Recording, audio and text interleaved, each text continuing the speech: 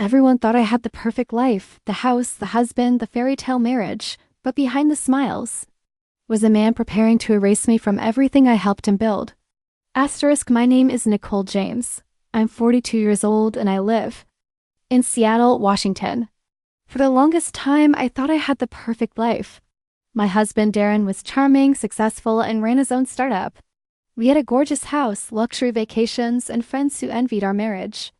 But what they didn't see was the rot beneath the surface. I gave up my career to help Darren build his dream. I was the unofficial co-founder, the one behind the scenes. I handled client emails, reviewed contracts, even gave him the original product idea, but he never made me a partner.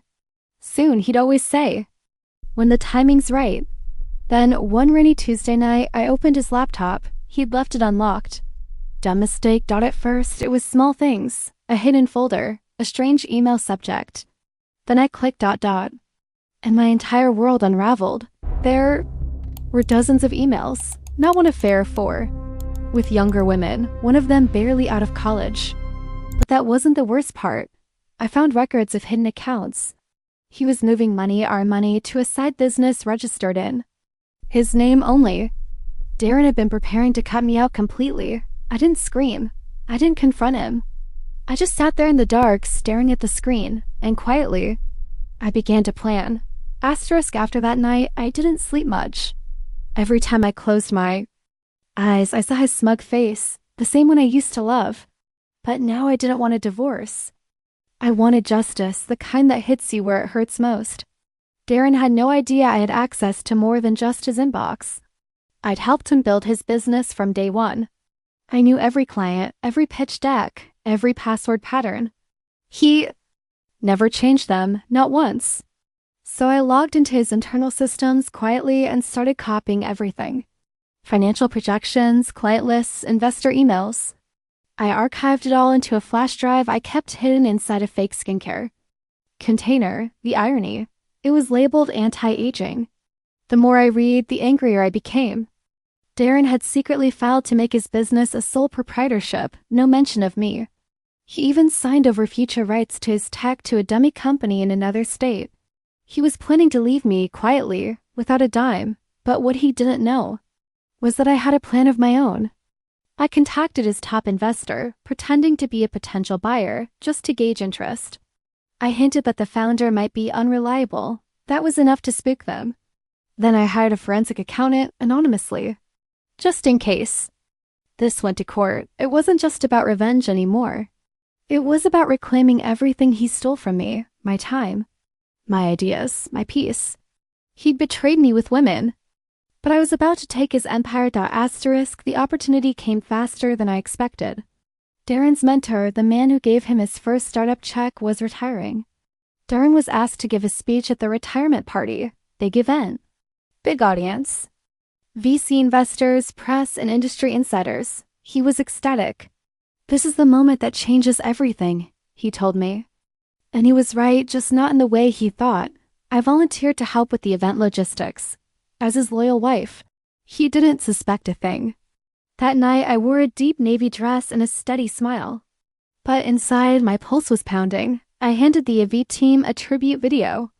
It started off innocent, a slideshow of memories, Darren shaking hands, giving talks.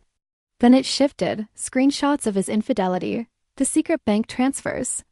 Then a black screen. Behind every successful man is a woman he erased. "You?"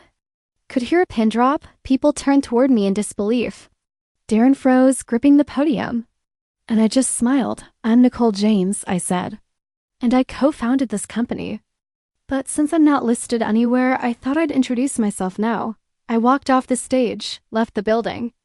And within 24 hours, the investors pulled out. 2 board members resigned.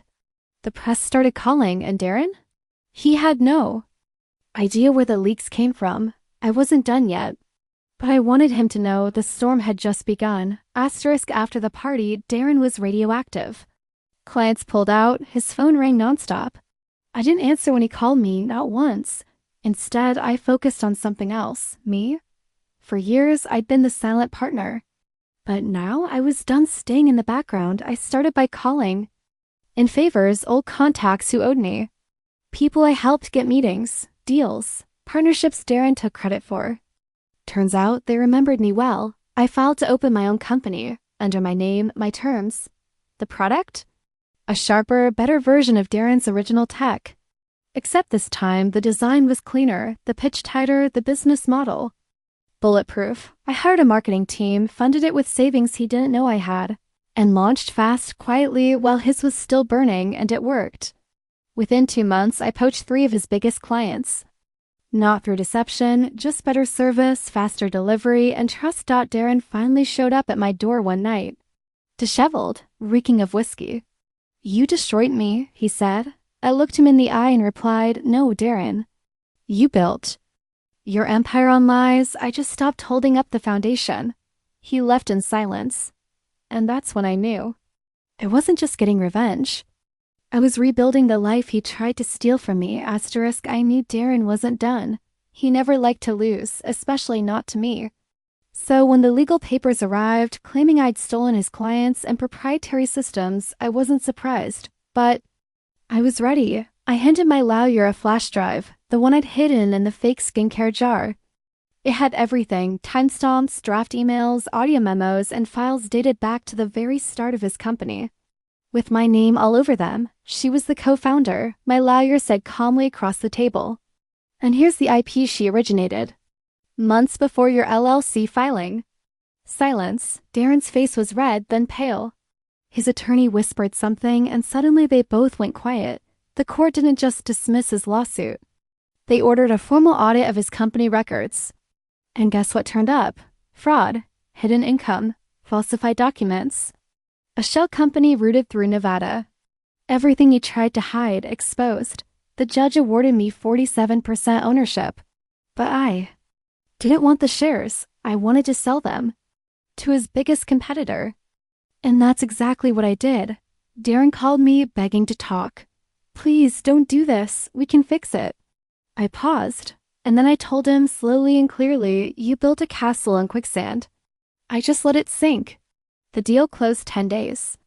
Later, I walked away with millions and my name on the patents he tried to erase.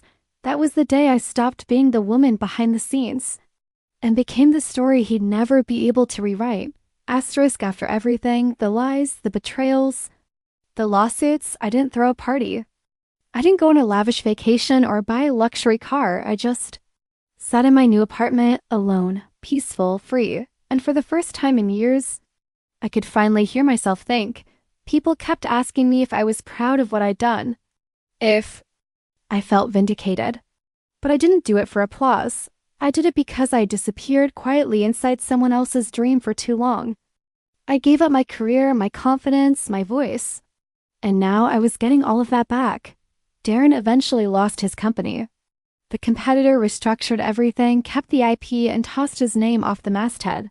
Last I heard, he moved to Colorado and tried to launch another startup. But the industry remembered. As for me, I started again. Smaller this time, simpler. I run a boutique tech strategy firm now, nothing fancy. Just clean work with clients who respect me. I never remarried. Not because I'm bitter, but because I've learned to enjoy being whole on my own.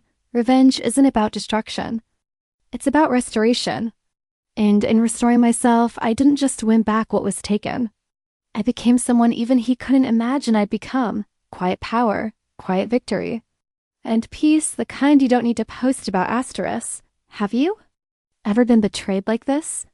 What would you have done in my place? Tell me your story in the comments and subscribe for more powerful tales of justice, healing, and emotional redemption.